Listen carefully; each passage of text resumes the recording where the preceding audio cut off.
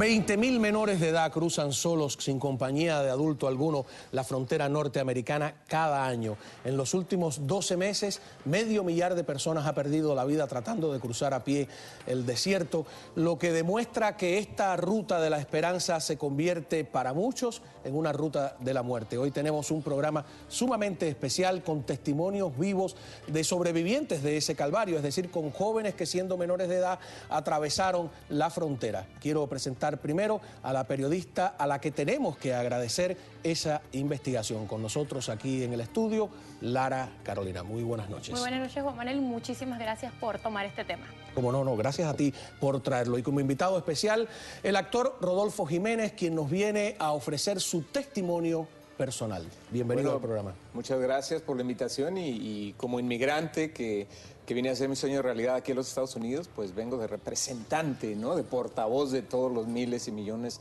que hacemos que este país funcione. Como no, pues muchísimas gracias. Vamos a escuchar tu testimonio, pero primero las damas, por supuesto. Primero las damas, por supuesto. Qué bien. Tienes varios reportajes que nos vas a presentar hoy. ¿El primero de qué trata?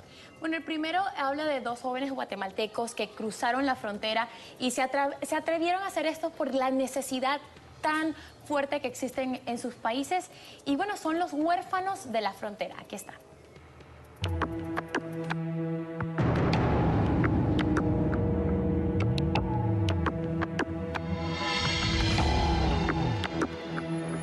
La frontera entre Estados Unidos y México es la puerta de una vida mejor para millones de inmigrantes. Pero antes de cruzarla, algunos tienen que pagar un precio infernal. Antonio tiene 15 años, es guatemalteco y también es uno de los miles de niños y adolescentes que emprende un peligroso viaje completamente solo para llegar a este país. ¿Por qué decides venir a este país y además solo? Allá en nuestro país es que no hay mucho dinero y no hay mucha vida allá. Mi papá no es capaz de comprar comidas, ropas, mi mamá no saca mucho dinero. En abril de este año, Antonio no pudo más y cruzó la frontera. Según estadísticas del gobierno de Estados Unidos, se estima que este año otros 20.000 jóvenes como Antonio arriesguen su vida en el desierto y lleguen solos a este país. Cuando estamos en el desierto, porque ya no aguantaba de caminar, ya me cansé y no tenemos comida. Y por eso ahí pensé que no voy a llegar, ya no aguanto, así pensé. Fue muy difícil porque todas las noches caminamos en bus, después cruzamos el río. Es muy difícil cruzar el río porque somos 10, nos metimos en una lanchita pequeñita. Cuando vienes hay llegan tantos sentimientos, llegan de que tu familia y te dan muchísima tristeza, hasta te dan ganas de llorar. Y aunque en el 2012 la patrulla fronteriza detuvo a más de 24.000 niños y este año la cifra casi llega a los 7.000 retenidos, nada parece detenerlos con tal de alcanzar sus sueños, como es el caso de Edgar, un joven guatemalteco quien cruzó el año pasado teniendo 17 años. ¿Cómo una persona sobrevive sin agua? ¿Qué hicieron? Hasta el tercer día encontramos el agua, pero agua sucia. Cuando miré el agua, si no me importa, está sucia, todo con lodo. ¿Y no te importó? No me importó. Pero una vez sobreviven el difícil trayecto, estos jóvenes trabajan hasta el cansancio para pagar los más de $10.000 que cuesta el viaje. ¿Cómo consigues trabajo? Sacamos una ID falso de otro nombre. Tengo 2 trabajos, necesito mucho dinero para pagar lo que debo allá. Lo que tú hiciste fue algo ilegal, cruzar la frontera sin documentos. ¿Tú lo ves como un crimen? Crimen porque cruzar sin documento. Para mí no es un crimen, porque yo quiero luchar por mi familia. Yo quiero sacar a mi familia en la pobreza, en los hambres, y por eso de que para mí no es un crimen, yo quiero luchar por mi familia. Bueno, muy bien, en el reportaje de Lara Carolina tienen el rostro cubierto porque ellos podrían ser deportados, ¿verdad? Claro que sí, además están trabajando y no quieren, por ejemplo, en el caso de Antonio, él acaba de llegar hace solo meses al país y no quiere que le suceda nada. Entonces son niños que realmente tienen mucho miedo y quieren salir adelante. Bueno, pero aquí tenemos el rostro, como tú decías, a Rodolfo, de esta historia. ¿Te sientes de alguna manera reflejado en el video que hemos visto, en el testimonio de estos dos jóvenes? Definitivamente, creo que la constante de todos los casos es venir a encontrar una mejor forma de vida que nuestros países no nos ofrecen, desafortunadamente, ¿no? Y en el caso de este video estamos viendo que son niños que vienen, que pasan de Guatemala por México. Es una serie, digamos, más que la frontera, hay una serie de vicios que tienes que sortear, ¿no? Porque hay grupos armados que saben que están pasando por este lado y por el otro, y el llegar acá a hacer el sueño americano, bueno, pues es un gran logro, no solamente para ellos, sino para todos los que estamos aquí. ¿Tú atravesaste la frontera con qué edad? ¿Eras menor de edad también? Yo tenía 15 años cuando decidí pasar la frontera. En mi país, obviamente, la pobreza, yo soy de un seno de una familia muy humilde y somos 9, entonces era muy difícil pues sobrellevar la vida. No teníamos futuro en México, así que decidimos todos los hermanos ir viniendo a los Estados Unidos, y cuando yo me vine para acá, primero pasé por Laredo, Texas, que creo que es el punto más crítico, más peligroso, porque está el río Bravo, que tiene unas corrientes muy fuertes y que todos los días... se llama Bravo. Antes de entrar en esos detalles, para que el público no se confunda, tú lograste legalizarte, para llamarlo de alguna manera, con la amnistía, ¿no? Así es, en 1988, justo cuando llegué con 3 meses Reagan, después, con Ronald Reagan, sale esa amnistía. Afortunadamente para mi caso, creo que fui 1 o 2 casos, hubimos de personas que teníamos 15, 16 años en esa época y solicitamos la amnistía. Y bueno, y ahora eres un actor famoso, exitoso, ejemplo para muchos hispanos de lo que es trabajar duro y con inteligencia. Eso dice mi mamá. Eso dice, bueno, yo a lo mejor hablé con tu mamá, ¿sabe Dios? ¿Tu mamá está aquí o está allá? Mi mamá vive aquí en Miami, me la traje junto con una hermana también. Después la lograste reclamar. Abrí un restaurante acá en la ciudad de Miami, y entonces... ¿Y cómo se llama? Pues, se llama Los Tapatíos. Los Tapatíos. Los Tapatíos, así se les llama a las personas que nacimos en la ciudad de Guadalajara, en México. Ajá. Y bueno, vamos a hacer una cosa, una breve pausa. Cuando regresemos, yo quiero, y yo sé que ya Lara lo conoce, escuchar el testimonio de lo que significó todos esos peligros, sortear todos esos peligros, cruzar la frontera siendo un menor de edad, y tú tienes otros reportajes que vas a compartir con el público. Quédese con nosotros, porque esto nos acerca a un tema de actualidad, el de la reforma migratoria vista desde el punto de vista, valga la redundancia, de los menores de edad. Estamos aquí en El Espejo, volvemos en solo segundos.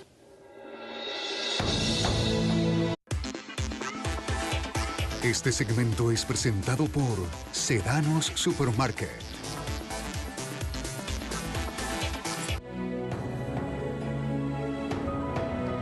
Bueno, seguimos con este tema, que es el tema de la inmigración, pero tratando de ver un lado sensible, humano, de acercar quizás a aquel que está ahí y que ya tiene residencia y ciudadanía, dice, a mí qué me importa, ¿no? Pero ¿cuánto pasan estos muchachos menores de edad? ¿Tienes otro reportaje, verdad? Así es, Juan Manuel, y una de las razones por la que también me llamó mucho la atención este tema es porque cansada de ver a tantos compañeros que llegan con un sueño y no poder hacer nada. Y estos niños literalmente se quedan sin nada, aunque siguen intentándolo llegando a este país. Y ahora tengo... ¿Perdón? No, ¿qué tienes? ¿Quiénes son los Bueno, pues este muchacho que te voy a presentar ahora se llama Gabriel, y él nos cuenta por qué se viene a este país, y además nos empieza a contar un poco... Es mexicano, Gabriel. Es mexicano, y el trauma que pasó para cruzar la frontera y lo que vio. Bueno, pues bien, vamos a ver ese reportaje.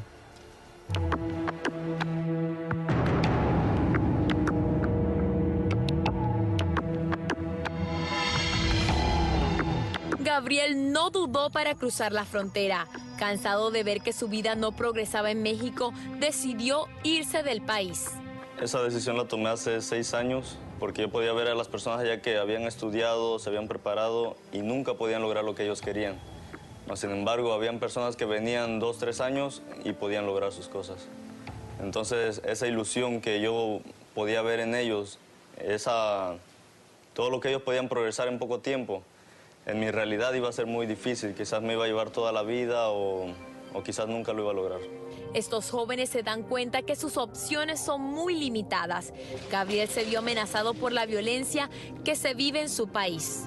Anteriormente la violencia estaba solamente adultos, pero con el paso del tiempo muchos jóvenes pequeños, incluso hay niños que están dentro de pandillas. Y entonces, como la violencia es demasiada, la pobreza es mucho, pues para uno es fácil poder caer en eso, porque uno dice, bueno, estos roban fácil, ganan el dinero, y es fácil caer en ese grupito. Esa fue otra de las maneras de que me motivaron a salir de allá, porque no quise caer en esos vicios, en esas trampas. Bueno, muy bien.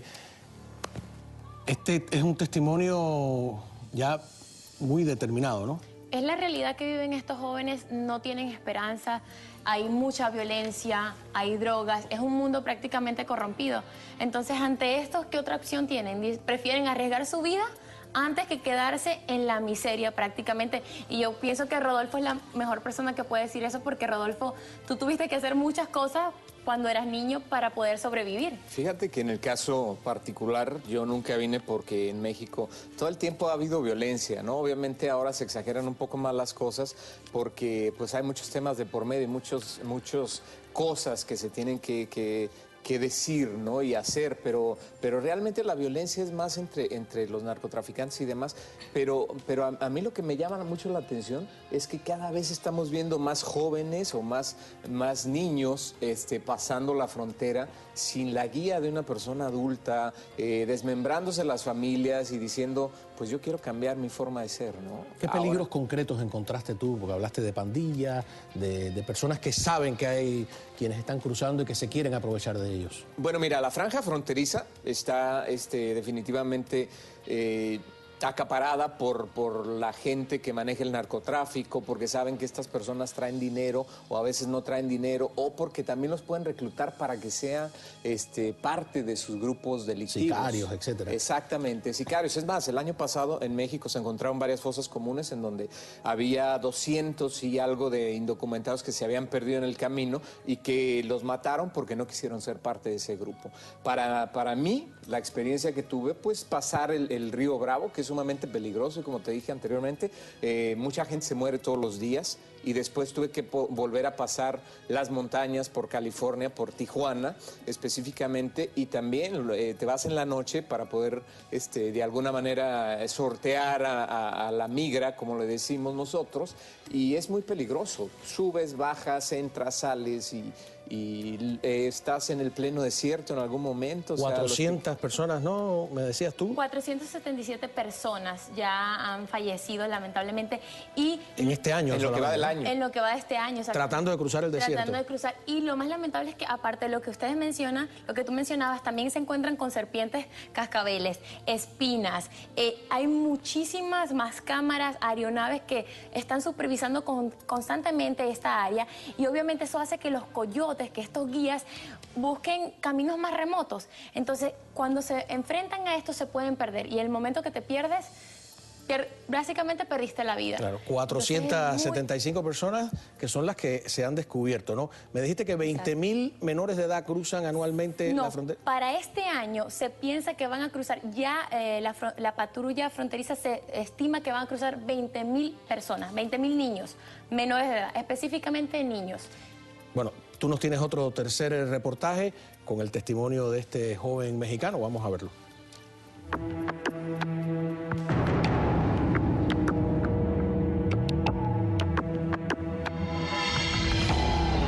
Son niños y adolescentes que se ven obligados a convertirse en adultos y a decirle adiós a lo que más aman, sus familias.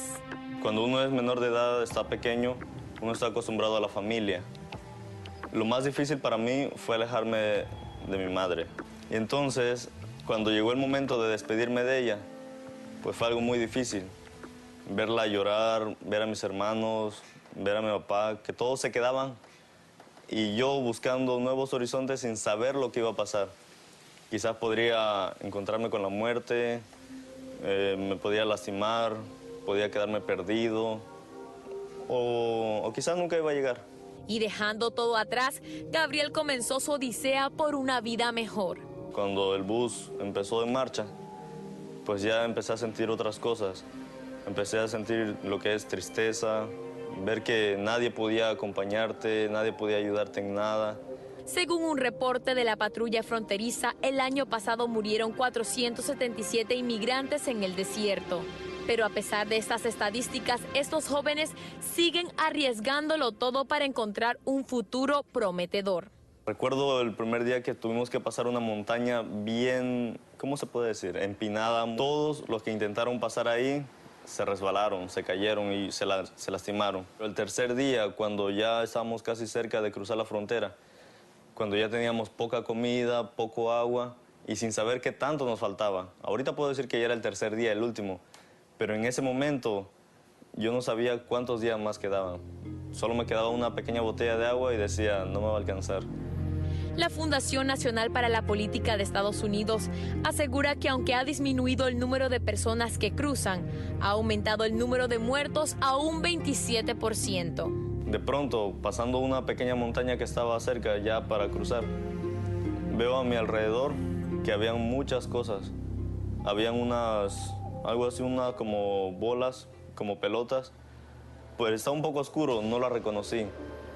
Pero cuando nos acercamos y pasamos por ella cerca, vi que eran tres cerebros humanos, cabezas. Y yo creo de que ya tenían tiempo de estar muertas ahí, porque ya estaba el puro esqueleto, el puro hueso. Cuando vi eso y vi que yo estaba vivo, me dio una sensación así triste. Ver de que yo podía estar viendo lo que a muchos les ha pasado antes y que yo estaba metido en esa situación ahora. Y tenía que aguantar para poder sobresalir, para poder salir del desierto. Este joven cruzó el desierto cuando tenía 17 años. Hoy tiene 23 y recuerda claramente el sufrimiento de aquellos que venían junto a él. Lamentablemente, las 4 mujeres que venían con nosotros, el tercer día ya no eran las mismas. Sus pies lastimados, sus manos sangrando, los labios resecos. Muy difícil. A algunas de las personas se le rompieron los zapatos, tuvieron que salirle ampollas, se lastimaron bien feo. Gabriel superó el desierto y su mensaje para los que piensan emprender esta travesía es contundente. El trayecto del desierto es algo que hay que pensarlo. Si alguien decide caminar, tiene que decidirse, agarrar fuerzas y no pensar en regresar, no pensar negativo. Empezaste a caminar, tienes que aguantar. Porque si empiezas y ya no terminas el camino, corres el riesgo de que te pierdas, que nadie te encuentre o que te quedes muerto ahí. Es tu último día, es lo último que pudiste haber hecho en tu vida. Mirando el reportaje de Lara Carolina, yo quiero hacer un poquito de abogado del diablo, ¿no? Tú te beneficiaste de la amnistía migratoria del año 88, como decíamos, Ronald Reagan. ¿Cuántos millones en esa época se beneficiaron? Unos cuantos, ¿no? Bueno, pues unos cuantos. Estamos hablando, creo que fueron 2,5 millones de indocumentados en esa época, pero no se ha vuelto a abrir otra amnistía. Y yo creo que el problema más grande de la cruza de indocumentados y demás es la ignorancia con la que se juzga a los que cruzamos la frontera, ¿no? Porque inmediatamente se nos pone un tag, como una etiqueta de que somos delincuentes o de que no somos algo bueno para este país. Por ejemplo, desmiente eso permanentemente, como muchos otros, ¿no? Pero la crítica de quienes están ahora en contra de la reforma migratoria es precisamente que dicen que cuando la amnistía de Reagan, y yo recuerdo, yo estaba aquí, que se decía, bueno, dentro de 10, 15, 20 años vamos a tener el mismo problema duplicado. En cierto modo, los hechos le dieron la razón a esos críticos, ¿no? No podríamos estar, para ser abogado del diablo yo aquí, ante una misma situación. Tenemos una reforma migratoria, dentro de 15 años tenemos no 15, sino 30 millones de indocumentados. Bueno, ¿Qué responde a eso? Tienes razón en lo que estás hablando, pero si también analizamos los números, esa minoría que fuimos los indocumentados y que tuvimos de alguna manera la forma de sembrar en este país y de regularizarnos, son los que quizá le dimos la diferencia en las elecciones para que Obama fuera reelegido, ¿no? Es decir, no ha sido tan malo. La economía de California es una de las más sólidas del país gracias a todos los indocumentados que no vienen a quitarle un trabajo a nadie, sino que vienen a hacer el trabajo que los de aquí, los americanos, no quieren hacer. Porque Oye, trabajan por México... $2 la hora, porque en condiciones precarias. Mi padre ha trabajado por más de 40 años en los campos, piscando y sacando y sembrando y haciendo todas esas cosas. Y yo no veo un americano que se ponga a hacer eso. No, y el México de hoy no es el mismo del año 88. Después del Tratado de Libre Comercio, México hoy, por ejemplo, es el mayor exportador de televisores hacia Estados Unidos, el mayor fabricante del mundo, más que China, que la gente cree que sigue siendo China. Y en muchas cosas hay un proceso, me estabas explicando tú ahora, a la inversa, de mexicanos regresando. Sí, por la crisis. Estaba platicando con un cónsul en el área de Texas que me decía que nunca se había visto una migración de mexicanos de regreso a su país. ¿Por qué? Porque ya no hay manera de tener trabajo, porque ahora se ha vuelto una cuestión de índole racial también, discriminatoria, y bueno, podemos constatar esto con juegos de video en el internet en donde te ofrecen estar disparándole a mexicanos específicamente cruzando la frontera, en donde hay unos ciertos grupos, uno de ellos es Minute Maid, que son este grupo que se van a patrullar la frontera junto con los policías, pero se han dado casos en donde les disparan a los indocumentados para que no entren a los Estados Unidos. Y para agregar a eso, déjame decirte que el número de indocumentados que está cruzando son los niños, pero el número de adultos ha disminuido. Entonces, eso también te hace ver que los adultos están... Eso es lo importante de los reportajes que tú nos traes hoy, que es una manera distinta de ver un problema discutido.